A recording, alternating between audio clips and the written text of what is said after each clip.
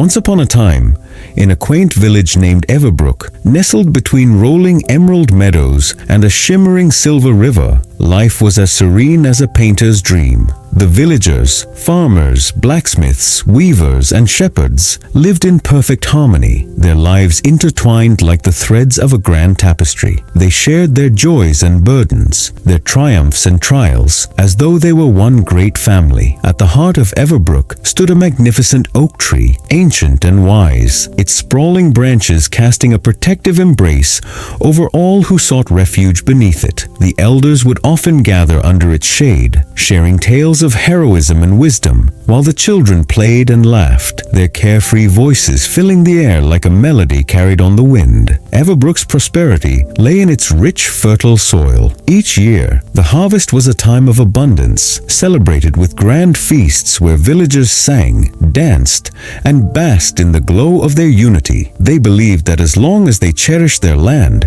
and upheld their bond, their beloved village would always flourish. But fate, ever unpredictable, had other plans. One fateful summer, the skies turned merciless. Weeks passed without a single drop of rain, and the once lush fields withered beneath the relentless sun. The river, once a lifeline that sparkled like liquid silver, dwindled into a mere trickle. Worry settled over the village like an unwelcome shadow. Their crops failed, their livestock weakened, and a once vibrant community began to fracture under the weight of uncertainty. Fear bred conflict. Some villagers blamed one another, their frustration spilling into arguments. "We should have saved more water," one accused. "No, we should have planted drought-resistant crops," another retorted. The unity that had once defined Everbrook now seemed on the verge of crumbling. But amidst the turmoil stood an elderly woman named Miriam, the village's wise and revered elder. She had witnessed many hardships in her time and knew well the power of fear to unravel even the strongest of bonds. Summoning the villagers beneath the great oak tree, she addressed them with unwavering calm. "My dear friends," she began, her voice steady as the roots of the mighty tree, "this drought is but another challenge, and we have faced challenges before. If we allow fear to divide us, we will lose far more than our crops. We will lose each other." A small boy named Elias, his eyes wide with worry, stepped forward. "But what can we do, Grandmother Miriam? We cannot make it rain." Miriam's face softened with a knowing smile. "No, my child, we cannot summon the rain, but hope alone does not fill our bellies, just as despair does not ease our thirst. We must act, not with fear, but with resolve. Together, we will find a way." Inspired by her wisdom, the villagers set aside their quarrels and began to devise solutions. The blacksmith, Thomas, suggested digging deeper wells near the riverbed in search of hidden water. The shepherd, Lillian, proposed moving the livestock closer to the forest, where underground springs might still flow. The weaver, Marjorie, vowed to trade her finest cloth with merchants from distant villages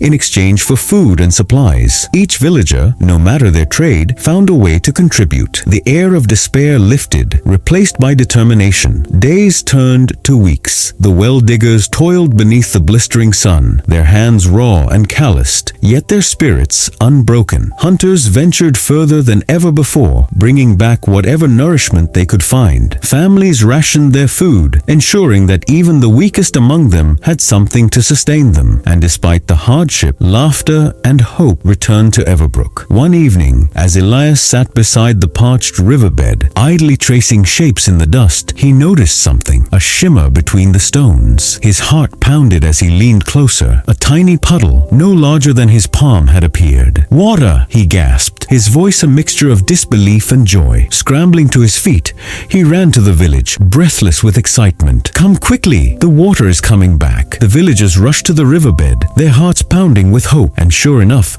the trickle grew into a stream, winding its way through the cracked earth like a long-lost friend returning home. Then, as if the heavens themselves had been listening, dark clouds gathered above. The first raindrop fell, then another, until the skies erupted into a torrential downpour. Tears of joy mingled with the rain as the villagers danced in the storm, their spirits soaring with newfound gratitude. Their efforts had not been in vain. Their unity had carried them through the dark darkness, and nature had rewarded their perseverance. By autumn, Everbrook had risen from the brink of despair. Though their harvest was not as bountiful as years past, it was enough. The hardship had strengthened them, reminding them of the unbreakable bond they shared. As the first snowfall dusted the rooftops, the villagers gathered once more beneath the great oak tree, not just to celebrate their survival, but to give thanks. Miriam, her wise eyes gleaming with pride, looked upon her people and said, "We are more than a village. We are a family, and as long as we stand together, no hardship will ever defeat us." Everbrook thrived for generations to come, its people never forgetting the season of the drought, and whenever adversity arose, they would return to the ancient oak, knowing that true strength was not found in their hands alone, but in their hearts, united as one.